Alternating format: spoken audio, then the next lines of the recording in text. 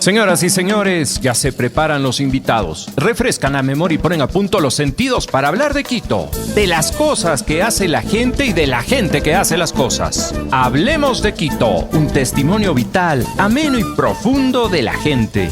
Con la conducción de Rodolfo Muñoz, bienvenidos.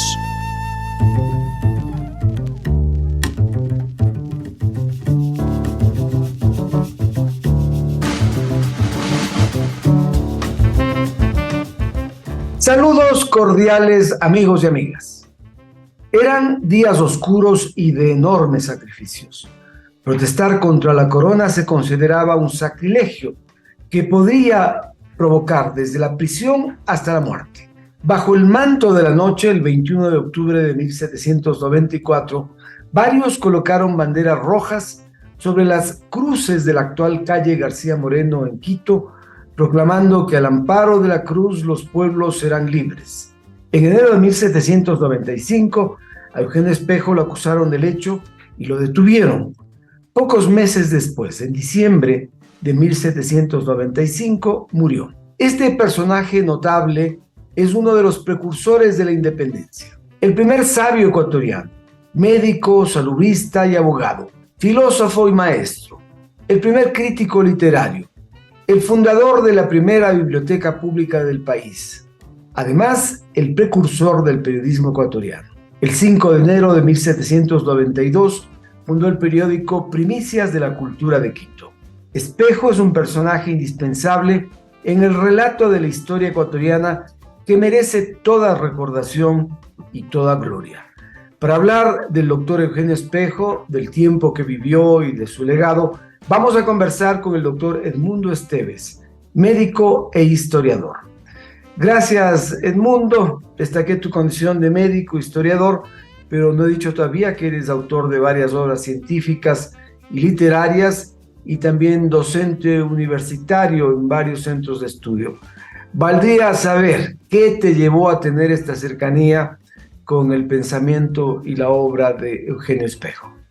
Gracias, mi estimado Rodolfo. Un placer compartir contigo este programa que nos anima, nos convoca a reflexiones realmente trascendentes sobre el pasado de nuestra patria y la proyección de su futuro, porque hombres como Espejo, en su siglo que vivió el doctor Espejo, proyectan obviamente un conjunto de elementos que dejan sabias enseñanzas, y es por eso que, animados de ese mismo espíritu de Espejo, empecé yo a incursionar, siendo mi formación más bien del área de las ciencias básicas, biomédicas, de las ciencias puras, a conocer un poco este antecedente a propósito de la presentación de un proyecto al Banco Interamericano de Desarrollo para construir el Centro de Biomedicina, del cual fui su fundador y primer director hace algunos años en la Universidad Central. Claro, la construcción de un desafío de estos, el pretender traer herramientas moleculares para el desarrollo de vacunas, de métodos de diagnóstico para enfermedades que aquejan a la población ecuatoriana y del grupo andino, pues nos obligó a profundizar en elementos que justifiquen el por qué convocar a una inversión tan alta para la construcción y para dar este salto bastante desafiante en esas épocas de construir un centro de investigaciones. Ahí incursionamos en toda la historia pasada y, por supuesto, el impulso que el propio doctor Espejo, sin los recursos, pero con conocimientos y con decisión muy fuerte, muy sólida, nos dio ese gran espaldarazo para continuar en estos desafíos. Vale la pena entonces preguntarte cómo era el médico Espejo, ¿no? ¿Dónde se formó? ¿Qué papel cumplía en Quito, en el Quito de ese tiempo? ¿Era un médico reconocido? ¿Quiénes integraban esa comunidad de médicos de entonces?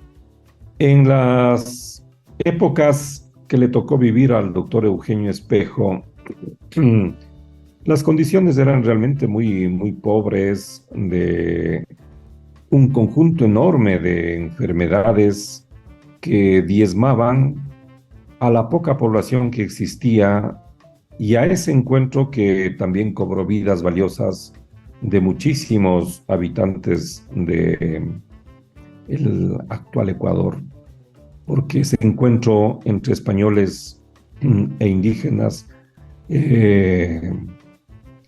permeó con los agentes patógenos que trajeron desde Europa el débil sistema inmunitario que no había enfrentado a estos desconocidos elementos que comenzaron a diseminarse, como es el propio caso de la viruela y otras enfermedades de transmisión. Entre ellas hay un tema polémico que fue tratado con suficiencia grande, el tema de la sífilis. Y claro, Plutarco Naranjo fue, y a él me refiero, quien hizo este tratamiento, este análisis para poder dilucidar de alguna manera categórica, científica obviamente, cuál es la verdad acerca de la sífilis. Y aquí tengo que retomar nuevamente la opinión del doctor Espejo. Él, un erudito, un autoinstruido, formado desde el inicio en el Colegio San Luis, donde estudió, luego pasó a su formación en de los dominicos, ¿no? Colegio San Luis. Los dominicos. Ajá. En centros de educación hasta graduarse de médico en la Universidad de la Colonia, que le acogió al doctor Espejo con todas las dificultades, pues él invocaba, como erudito que era, que la sífilis ya está narrada en las Sagradas Escrituras y que fue traída por los españoles. Y claro, esta era una enfermedad que, obvio, se diseminó grandemente en nuestros territorios porque los españoles, igual que los europeos, tenían la costumbre de aquellos territorios que conquistan también tomar posesión sexual de las mujeres, de los territorios conquistados. Así hicieron los franceses cuando tomaban posesiones en las guerras en Europa con la misma España. Toda conquista ha tenido ese carácter, ¿no? Sí, todas las conquistas. Incluso las conquistas contemporáneas. Claro, siempre ha existido esta perversión asociada, además de lo doloroso que significa una guerra, un ataque contra conglomerados humanos, como fue este encuentro de dos mundos en la conquista española. Y claro, la gran controversia que ha sido sostenido por algunos científicos es que la sífilis fue llevada de América al regreso de Colón a España y a Europa. Pero Espejo llega a la conclusión de que es al revés. Claro, él sostenía que ya en Europa existía, y hay esa evidencia que ha sido corroborada hoy con estudios de paleopatología en momias de épocas realmente pasadas, donde ya hay vestigios y evidencias científicas de que el treponema pálido, el agente patógeno de esta enfermedad, fue identificado con métodos moleculares. Y claro, la confusión que se prestó aquí en el medio alto andino es que existía de manera endémica en nuestros territorios, en la población aborigen nuestra, un agente patógeno que resulta ser el primo hermano del treponema pallidum, que es el agente causante de la sífilis. Y el primo hermano tiene el nombre de treponema caratium. Y este es el responsable de la producción de otra enfermedad que no es de transmisión sexual, que es endémica en la población aborigen, que fue endémica y que se llamó por los propios habitantes como chau o frambesia o karate. Esa es la realidad, haciendo un paréntesis a esta contribución también del doctor Espejo sobre la intención de achacarnos un tema que resultaba por demás lacerante para la propia condición, cuando ya en Europa el propio escenario científico con Girolamo Fracastoro ya describió la existencia de esta enfermedad, a la cual él mismo le bautizó con el nombre de morbo gálico, haciendo alusión al origen francés, y es por eso que los franceses se resintieron también amargamente, porque eran imputados de ser los causantes de este mal en sus territorios. Ahora, en esos vínculos que incluso fueron dolorosos entre España y Francia, Francia conquistando España, bien pudo haber ocurrido, ¿no? Esta transmisión. Adicionalmente, no podría descartarse, pero Espejo, tú has dicho, era un erudito. ¿Y qué otros recursos científicos tenía para llegar a conclusiones tan importantes como esas, que ni siquiera en países imperiales podían dictaminar con fluidez, con rapidez, con efectividad? Bueno, Eugenio Espejo, además de ser un autodidacta y dominar varios idiomas, me parece que Espejo solo se pasaba estudiando, ¿no? Él es un ejemplo de perseverancia y obviamente al tener él una mente tan lúcida, él termina siendo un anticipado para la época. Una época cargada de desgracias de todo orden, y a la vista de él comienza a hacer una especie de disección de todos los elementos que atravesaban las calamidades de nuestra sociedad entonces. Y uno de los temas, obviamente, con los cuales él se compenetra, yo diría, de la forma más fuerte, es el tema sanitario y el tema político, porque él consideraba que estas desgracias provienen de la pobreza, de la marginación, de la explotación de la corona para los conciudadanos que tenían muy pocas probabilidades de salir adelante, porque las críticas realmente muy grandes, utilizando elementos que eran propios de su inteligencia, con los grandes escritos que les llevaron lamentablemente a la cárcel, porque no había, hasta lo que se conoce hoy, gente de la talla de él en el intelecto para poder hacer panfletos, para actuar como un verdadero instigador en el ámbito político para esa gran revolución que él soñó a propósito de haberse ilustrado de lo que aconteció ya con la revolución de Inglaterra y con la independencia de los Estados Unidos, y por supuesto con el gran aporte que dejó la propia Revolución Francesa de 1789. Todo esto estaba muy claro en la mente del doctor Espejo, y él utilizó estos elementos para poder construir ese gran desafío de la emancipación de los territorios de Indoamérica.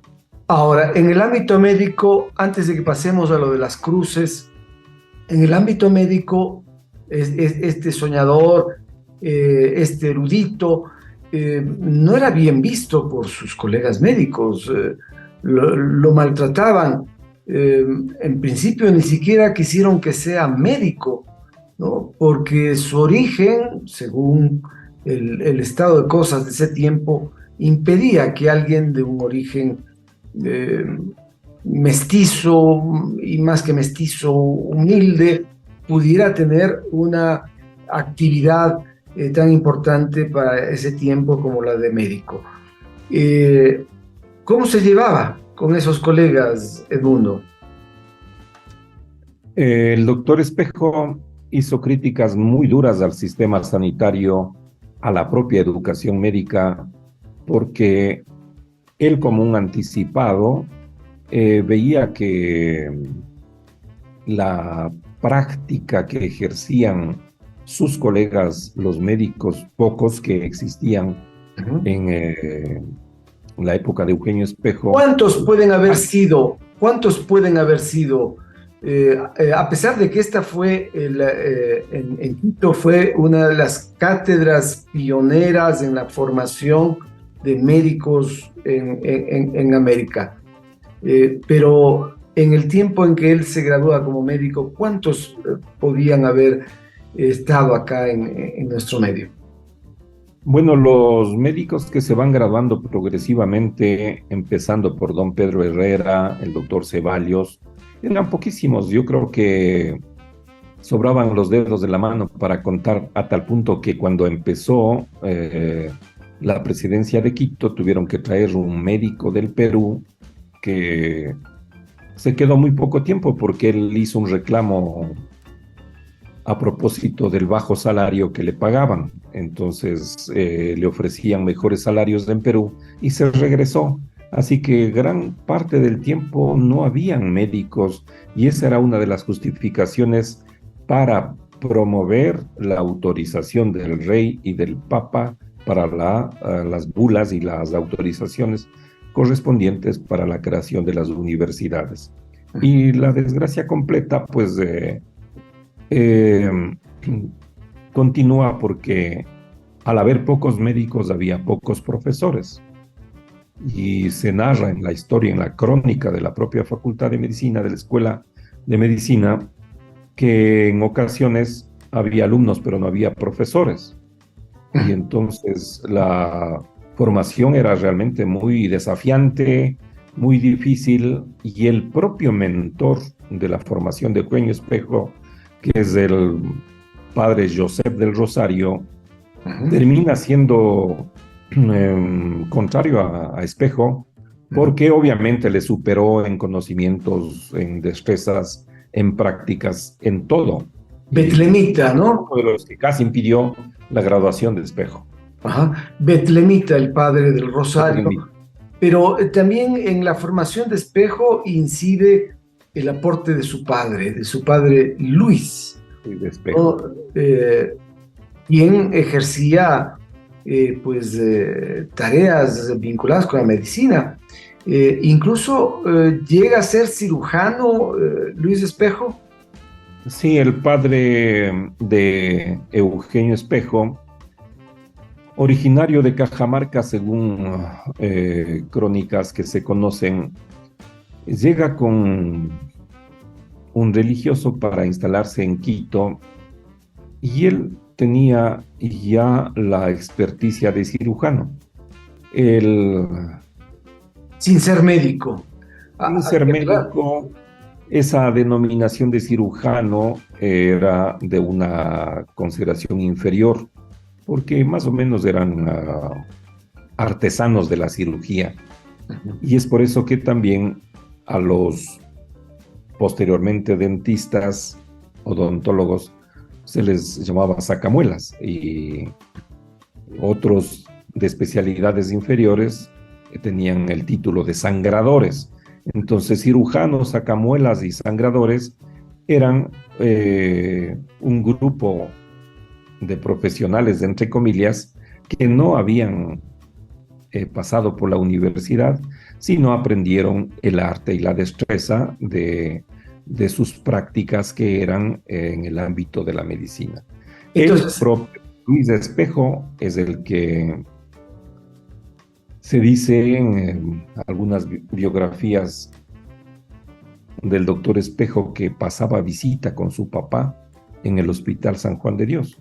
Ajá, ajá. Entonces, desde niño, él estaba acostumbrado, estaba expuesto a un aprendizaje forzado, y es por eso que él despegó muchísimo y tenía una erudición bastante grande, ¿no? Es decir, toda su vida estuvo vinculado a el quehacer médico en el hospital y con su padre. Muy bien, con este preámbulo abordemos ahora lo que corresponde al embanderamiento de las cruces, que como hemos dicho, ocurrió un 21 de octubre de 1794. Luego veremos años previos a esta fecha tan importante, pero esta, la que estamos citando, es crucial. Espejo ya tenía 47 años de edad, en consecuencia era un hombre grande para ese tiempo, con varios títulos profesionales, médico, abogado, una actividad intensa. Había vuelto de un exilio y había puesto también en circulación los 7 números del periódico Primicias de la Cultura de Quito. ¿Qué es lo que entonces le animaba a Espejo? ¿Tenía ya la decisión de cuestionar abiertamente a los representantes del rey de España en la Real Audiencia de Quito?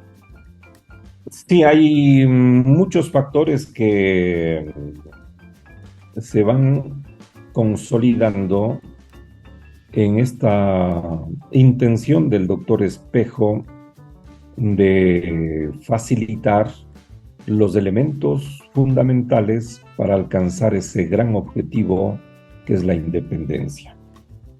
Y uno de los, entre otros factores que sorprende a la ciudad de Quito esa mañana del 21 de octubre de 1794 es encontrar banderas de tafetán rojo para unos y tafetán colorado para otros, con papelitos pegados en el anverso y en el reverso de estas banderitas, donde alguien como Espejo tenía que ser el que redactó de manera sintética ese mensaje que tiene un análisis realmente muy grande, muy profundo, que a veces simplemente revisamos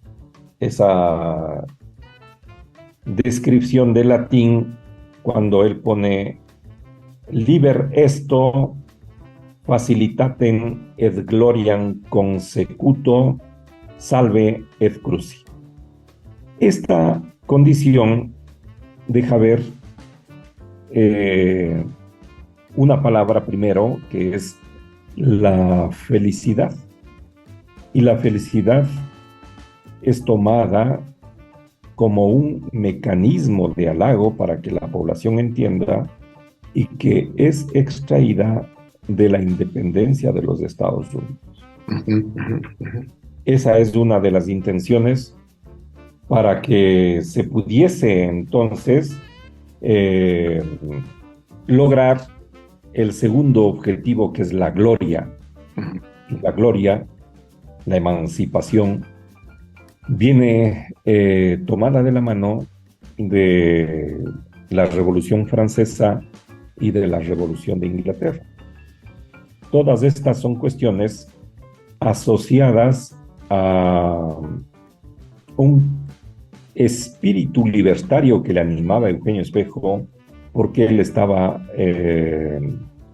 siempre buscando esto. Y por supuesto, yo diría que en la biografía que escribe el doctor Enrique Garcés hay al menos 1001 razones, a propósito de tu pregunta, mi querido Rodolfo, donde se configura más o menos esa intención del doctor Espejo y la corona. Ahora, perdóname, él planteaba también ser líderes bajo el amparo de la cruz, ¿no? ¿Por qué esto de la cruz? ¿Qué vínculo él encontraba entre la libertad y la propia religión, ¿no? Y la representación de Cristo? Según se han relatado algunos estudiosos que han profundizado en esta cuestión, es no irse primero contra de la iglesia, porque si bien su deseo emancipador le lleva a enfrentar a la corona, una de las cuestiones que no podría abrirse dos frentes era quizás defender un poco esa posición de la iglesia, porque él era creyente y muy devoto, ¿no?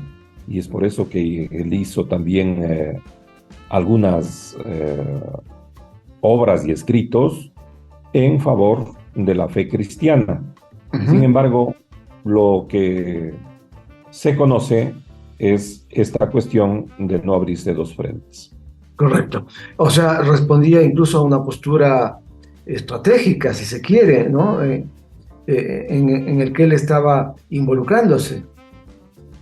Sí, yo creo que era un tema estratégico porque alguien tenía que darle una especie de protección. Recordemos que su hermano Juan Pablo era cura, ¿no?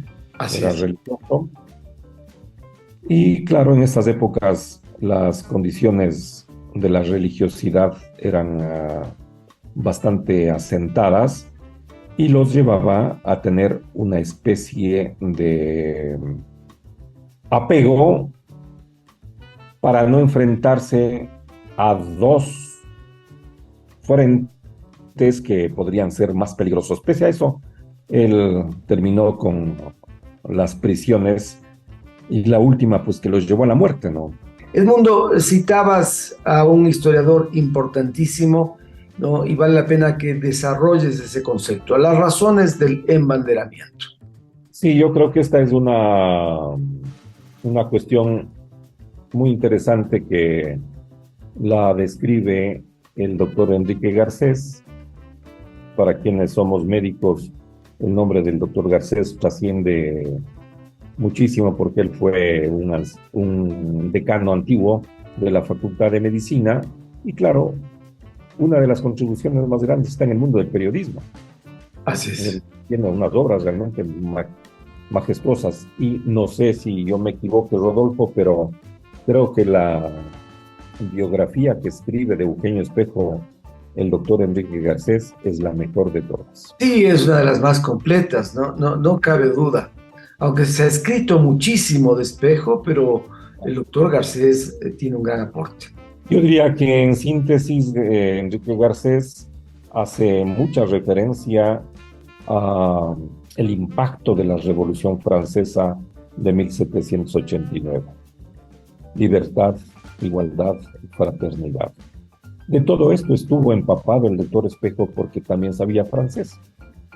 Y por supuesto le tomaba el pulso a todo movimiento internacional como este que él soñaba en que se hagan las cosas de mejor manera para poder avanzar en una construcción social más equitativa.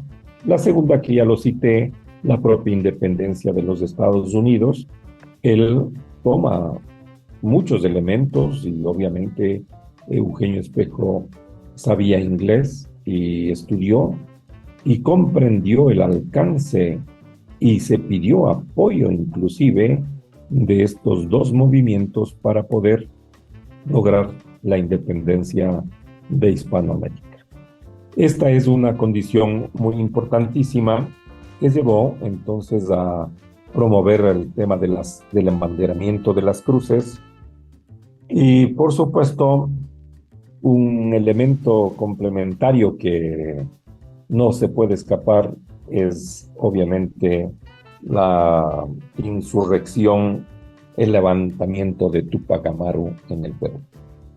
Todas estas cuestiones configuraron, entre otras, los elementos básicos para poder lograr lo que Espejo soñaba, con una crítica que lo hizo también muy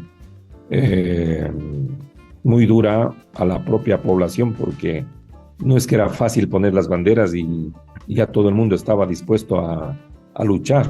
Había panfletos, había hojas volantes que se colocaron como las que se pusieron en los conventos en Cuenca, donde se invocaba que la gente tome las armas, tenga resguardo en sus casas de las armas para irse contra la corona.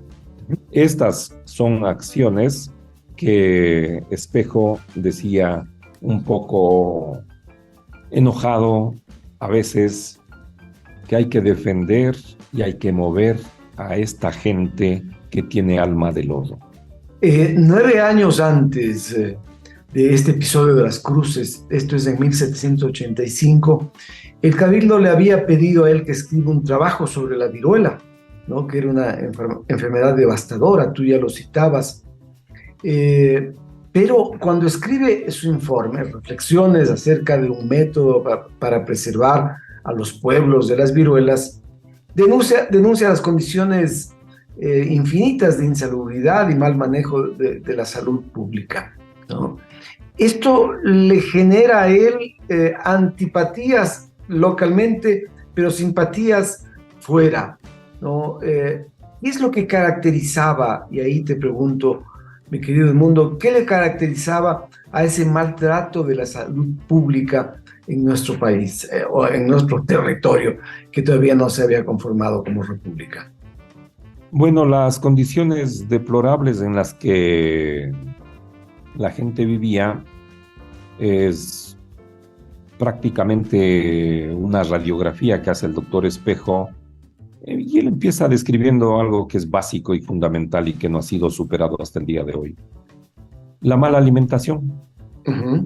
Y claro, la mala alimentación y la mala calidad de los nutrientes que la población tenía a disposición hacía que sean presa más fácil de las enfermedades. ¿Cómo se alimentaban los habitantes de ese tiempo? Recordemos que con la conquista española llega por primera vez el grupo más notable de elementos, que son los farináceos. Cuando llega Fray Jodocurriqui con su cántaro, que tenía una inscripción en alemán, con trigo y con cebada. Y él hace la primera siembra en lo que es hoy la Plaza de San Francisco. Y la iglesia de San Francisco tenía no el sitio que está hoy, sino era una casetita en el lado sur, mirando hacia el Panecillo. Así es. De la primera siembra sacan los granos, la cosecha, hacen la harina correspondiente, y la idea de este religioso, la misión era preparar las hostias. Exacto. Porque la conquista era con espada, con arcabuz y con adoctrinamiento. Esa fue la misión. Las hostias y el pan también, ¿no? El pan y la cerveza. La cerveza después. Lo que pasa es que era tan poquito que destinaron gran parte a las hostias. Y luego en la segunda siembra, la cosecha, distribuyen estos granos y se disemina en el país y comienza la producción del primer pan en Quito. Pero dice el propio doctor Eugenio Espejo que el pan era de tan mala calidad porque no trajeron una receta racional. En primer lugar, se olvidaron de traer levadura. Entonces debe haber sido un pan recontra duro y con muy poca grasa, lo cual no le daba un sabor. Espejo utiliza la palabra un pan rancio. Todos los otros alimentos fueron traídos realmente por la conquista, frutos, obviamente el ganado, porcino, caprino, bovino, lanar, etcétera, porque realmente aquí en nuestros territorios no había diversidad de alimentos. Y claro, con la conquista lo que se hizo es marginar aún más los escasísimos recursos alimentarios que se disponía como base, que eran las papas y el maíz. Y como animales que donaban, que ofrecían proteína animal, pues teníamos los cobayos. No había mayor disponibilidad de otros recursos. Y tenías aves también, ¿no? Recuerda que Quito era un espacio, un territorio lleno de lagunas. Sí, todas esas eran factibles, pero de una forma un poco marginal, dado que el grueso de la alimentación estaba sustentado por estos dos alimentos que eran ejes, las papas y el maíz. Y los españoles introducen la charcutería, los embutidos diversos también, porque en el trayecto desde Europa a América requerían ese tipo de embutidos para alimentarse. Exacto. Incluso como un elemento curioso, el faenamiento de estos animales hacía que las partes más notorias sean aprovechadas solamente por los españoles, y a los indígenas entregaban solamente vísceras, las patas del rabo, y es por esa razón que surgen en esa época una construcción de una cocina alternativa que corresponde a lo que conocemos hoy como las cosas finas. Y empezarán entonces a hacerse la sopa de 31, las guaguamamas, el caldo de manguera, los embutidos que son los rellenos con col, con sangre, el yaguarlocro, en fin, una serie de alternativas que hablan de esa creatividad y de esa capacidad para poder enfrentar las penurias de la alimentación desde esas épocas. No obstante, en suma, la alimentación era mala, deficiente, y eso hacía que la salud tuviera serios problemas. ¿Eso es lo que describe Espejo y le genera enemistad? Claro, además de los malos médicos a los que critica Eugenio Espejo, él critica las relaciones de pobreza, de insalubridad que mantiene la corona con las poblaciones en nuestros territorios. Y él comienza entonces ese mundo de estudio y de búsqueda de un medio que sea mucho más efectivo para enfrentar estas calamidades, ya que no se podía directamente con una transformación social y económica directa, pues había que encontrar acciones sanitarias que mitiguen el ambiente malsano en el que se vivía.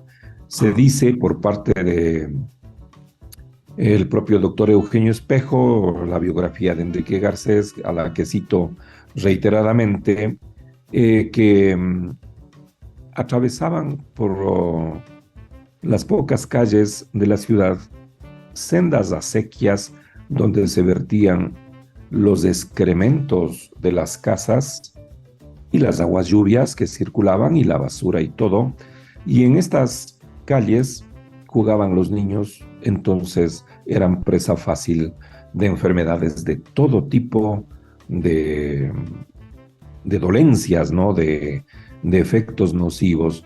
Y es por eso que Espejo busca una forma de educar y de prevenir estas enfermedades, y él recomienda, por ejemplo, que se saque los cementerios de las iglesias y se coloque fuera de la ciudad. Claro que eran focos también de contaminación y de propagación de enfermedades, ¿no? Claro. Él recomienda al cabildo que por primera vez haya un cementerio. ¿Y es escuchado?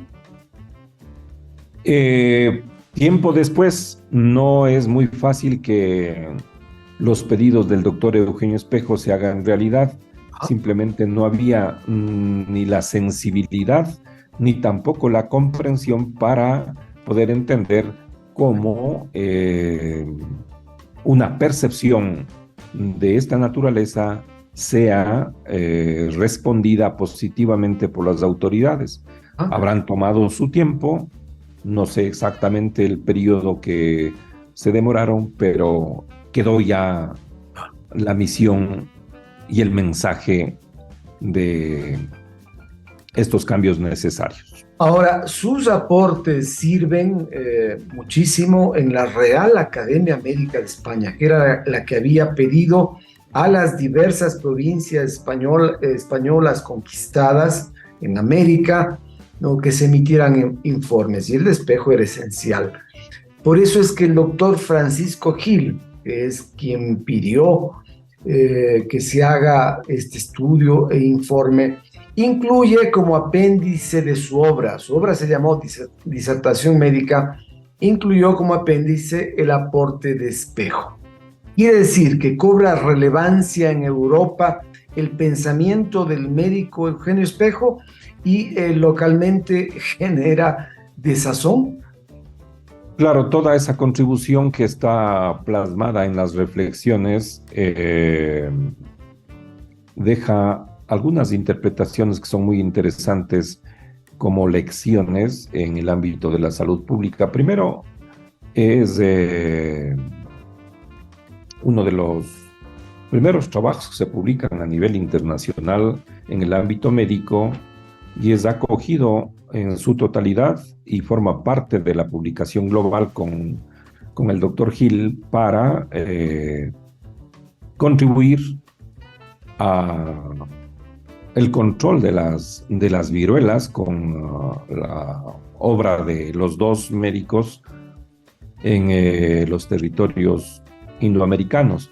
Pero no era fácil tampoco comunicar un mensaje de esa naturaleza y es por eso que Eugenio Espejo, para que pueda compenetrar este mensaje, esta suerte de contribución académica y científica de carácter internacional, él convoca a lo que llamaría a la presencia de una policía médica para que hagan caso tanto médicos cuanto la propia población, porque no entendían de qué hablaba Espejo. ¿Y qué es eso de la prevención, la antihigiene y la búsqueda de normas y mecanismos de higiene pública? Que es normal pues ver que haya una sequía con basura y con aguas servidas circulando por la mitad de la ciudad. No era normal y la gente no entendía, así que él dijo la única forma es con la policía médica. Ajá. O lo hacen de a buenas o aquí lo hacen a la fuerza. Ajá. Eso provoca, doctor Edmundo Esteves, que Espejo decida salir de este territorio y en principio dice, voy a Lima, ¿no?, para tener mi vida a salvo porque era perseguido. Sin embargo, camino a Lima, en Riobamba, se encuentra con sacerdotes que estaban siendo acosados por el recaudador de impuestos, Ignacio Barreto, ¿no? Y los sacerdotes le piden que él escriba esa realidad que viven, y en efecto escribe Defensa de los curas de Riobamba, ¿no?, que hace una gran descripción hasta antropológica del estilo de vida de los indígenas. Pero enterado de esto, el presidente de la Real Audiencia, en agosto de 1787, Villalengua, le dice a Espejo o que vaya a Lima o que regrese a Quito para que ocupe un puesto en el gobierno, pero posteriormente lo arresta. ¿Ya era un verdadero peligro para la corona el doctor Eugenio Espejo? Sí, él va siendo identificado como uno de los principales instigadores a la estabilidad del régimen y la corona. Y es por eso que se le instauran procesos y se le adjetiva con epítetos realmente muy duros como reo de Estado, porque era peligroso Eugenio Espejo para el sistema. En un momento le dicen rencilloso, travieso, inquieto y subversivo. Y subversivo, claro. Era muy adjetivado y claro, Eugenio Espejo no se dejaba fácilmente por su sagacidad y su capacidad intelectual tan alta, doblegarse, ¿no? Y es por eso que él continúa hasta el último momento, cuando lamentablemente en su tercera prisión, es decir, casi un año después de el embanderamiento de las cruces, él muere prácticamente en brazos de su hermana Manuela Espejo. Le dio tiempo simplemente para hacer su testamento y dejar en manos de esta formidable mujer, porque su otro hermano, Juan Pablo, también fue exiliado, y estos exilios lo que pretendían es desestructurar este movimiento de insurrección, que no se percataron seguramente que tenía otros elementos que trabajaban en asocio con el propio doctor Eugenio Espejo, quien lamentablemente por cuestiones del destino terminó en prisión por tercera ocasión, porque su plan de insurrección fue comentado por su hermano Juan Pablo a una de sus amantes, la señorita Navarrete, Francisca Navarrete. Ella comunica a su madre a otro religioso, y este religioso al obispo o su superior, y de ahí va al presidente de la audiencia. Configuran las condiciones de la propia insurrección y va preso por tercera ocasión el doctor Espejo. No se sabe si él muere por disentería mediana, probablemente porque le castigaron duramente en sus 11 meses de prisión, le prohibieron libros.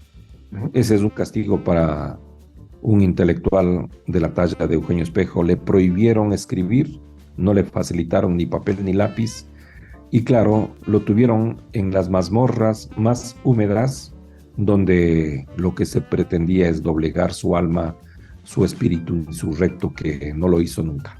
Sin embargo, hay una versión de que le permitían atender a los pacientes. ¿Tú has podido corroborar ese dicho? Sí, este elemento quizás es un poco de oxígeno que le permitieron al propio doctor Eugenio Espejo, porque como era muy solicitado, le permitían que salga, y él iba escoltado con gendarmería para controlar cada uno de sus pasos, y hasta inspeccionaban las recetas que él dejaba para sus enfermos, para regresarle nuevamente a prisión, para colocarle los grilletes que hacían mella en sus miembros inferiores en la prisión. Entonces él salía pocas veces a atender pacientes y regresaba a prisión con una inspección muy, muy cercana, muy policíaca, para que no se les escape, una, y dos, que no disemine más las ideas revolucionarias que él lo hacía como instigador de este gran proceso emancipador de lo que es hoy el Ecuador. Ahora, Eugenio Espejo falleció el 27 de diciembre de 1795, ¿no? Y su certificado de muerte, ¿no?, fue registrado en el libro dedicado a los indígenas, mestizos, negros y mulatos. Pero no se lo identificaba en la magnitud de lo que él fue, un hombre, un científico que aportó enormemente a que la sociedad de ese entonces pudiera transformarse. ¿Era también hasta el final una manera de vengarse de él? Sí, dicen que esa es la única venganza que lograron la corona hacer contra Espejo, porque él era obviamente una persona muy orgullosa, muy de estirpe, y para castigarlo pues lo pusieron, le inscribieron su acta en el libro de los pobres. Nada más erróneo, porque él siempre, su estirpe lo hará sentirse orgulloso de esta patria, sean pobres o no. Esta es la realidad de una venganza muy torpe de la corona. Apreciado doctor Edmundo Esteves, aportas muchísimo con tu pensamiento, tu relato histórico y tus reflexiones, ¿no?, alrededor de este tema que nos ha convocado hoy, el embanderamiento de las cruces que efectúa Eugenio Espejo, probablemente también con los aportes que dio su condiscípulo, su pupilo, Juan Pío Montúfar, el marqués de Selva Alegre y otros. Debemos además contarle al público que el próximo viernes 27 de octubre a las 10 horas en el Centro Cultural Metropolitano existe una interacción de niños con la colega periodista Rena Artieda, quien divulgará su obra El Duende y la Lechuza, ¿no? Esto dedicado a niños de 8 a 10 años, y también habrá una expresión con títeres. Te agradecemos muchísimo, Edmundo, y si gustas alguna palabra final para ir cerrando el programa. Gracias, mi estimado Rodolfo, por la invitación, y te extiendo un caluroso abrazo y felicitación por tu programa y por el entusiasta trabajo que tienen en promover la memoria del doctor Eugenio Espejo, quien seguirá siendo un ejemplo para las futuras generaciones de esta patria que necesitan hombres como él. Gracias, Rodolfo. Gracias a ti y gracias también al público que nos acompaña semana a semana. Les mandamos un fortísimo abrazo y esperamos que se encuentren bien. Si no pudieron escuchar este programa a través de Radio La Red 102.1 FM, pueden hacerlo en las redes sociales de Hablemos de Quito con Rodolfo Muñoz. En YouTube, en Facebook, en TikTok, en fin, en todas las redes tienen ustedes información relacionada a este y otros temas que habitualmente trata el programa. Que pasen bien, cuídense mucho, nos vemos pronto.